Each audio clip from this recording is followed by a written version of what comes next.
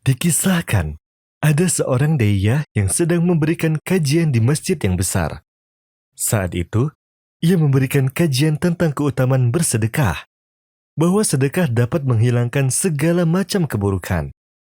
Ternyata kajiannya sangat berkesan bagi para hadirin kala itu.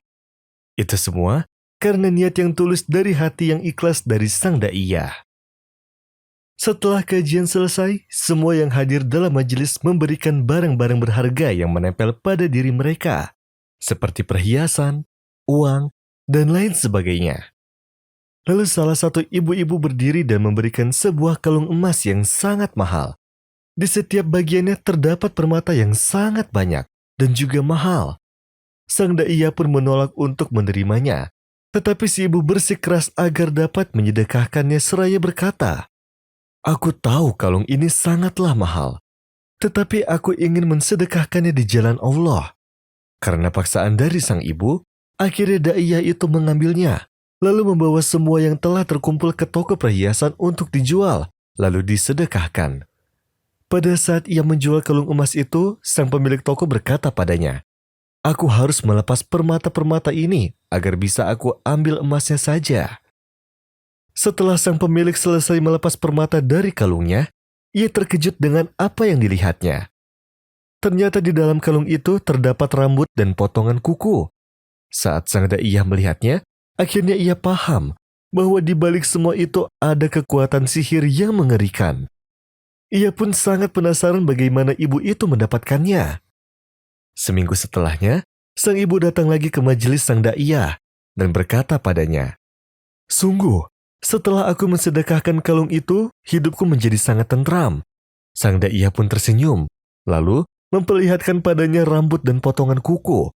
Si ibu pun berkata, "Wahai ustazah, apakah kamu percaya bahwa sejak 15 tahun yang lalu, aku hidup bersama keluargaku seperti orang asing? Lalu, setelah aku menyedekahkan kalung itu, tiba-tiba keluargaku menjadi harmonis.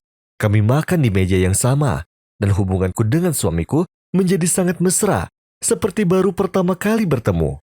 Sesungguhnya aku mendapatkan kalung itu karena hadiah dari sahabatku sendiri, yang mana ia adalah sepupu suamiku." Sang daiyah pun sangat terkejut ketika mendengar sendiri akan adanya rasa iri dan dengki yang begitu besar, bahkan berasal dari orang terdekatnya.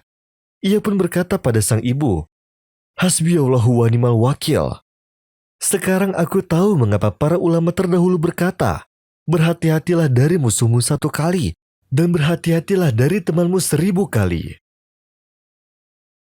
إن الذين يؤذون الله ورسوله لعنهم الله في الدنيا والآخرة وأعد لهم عذابا مهينا والذين يؤذون المؤمنين والمؤمنات بغير ما اكتسبوا فقد احتملوا بهتانا وإثما مبينا.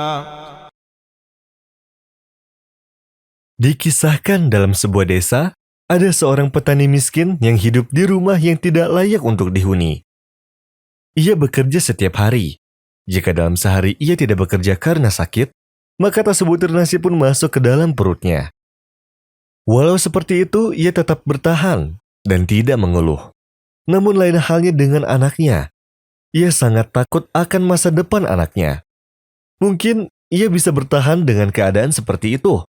Namun bagaimana dengan anaknya? Sedangkan hidup itu keras. Bagaimana anaknya bisa hidup di zaman serba uang? Pada suatu hari, si petani berkeliling seperti biasa di sawahnya. Tiba-tiba, ia mendengar suara anjing yang terus menggonggong. Ia pun menghampirinya. Ternyata ada seorang anak kecil yang tenggelam di tanah hisap, lalu berteriak hingga suaranya tidak terdengar lagi. Tanpa berpikir panjang, si petani pun langsung melompat untuk menolongnya. Dan anak kecil itu akhirnya terselamatkan. Lalu mereka pulang ke rumah masing-masing dengan perasaan senang.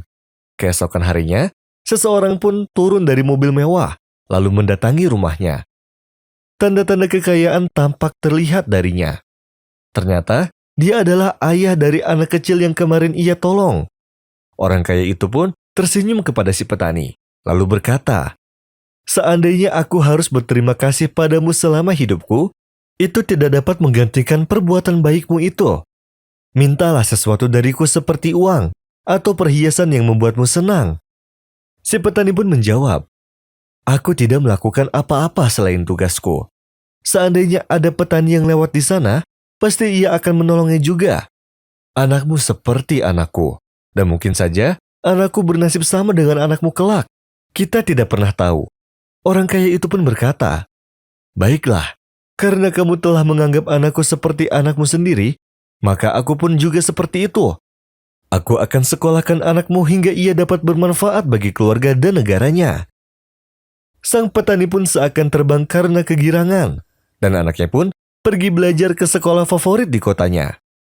Selang beberapa tahun, anak itu pun tumbuh menjadi seorang dokter yang hebat. Waktu terus berjalan, sampai suatu hari, anak si orang kaya pun jatuh sakit, dan dokter yang merawatnya tak lain adalah anak petani itu. Hingga ia sembuh kembali dengan izin Allah. Atas jasanya itu, sang ayah ingin memberinya setengah dari harta kekayaannya. Namun si anak menolak, lalu ia berkata, ayahku telah menasihatiku, jika kamu berbuat baik, maka jangan pernah mengharapkan balasan dari seseorang. Cukuplah pahala dari Allah, dan yakinilah bahwa tidak ada yang sia-sia bagi Allah. ما عندكم ينفد وما عند الله باق ولنجزين الذين صبروا أجرهم بأحسن ما كانوا يعملون من عمل صالحا من ذكر أو أنثى وهو مؤمن فلنحيينه حياة طيبة ولنجزينهم أجرهم بأحسن ما كانوا يعملون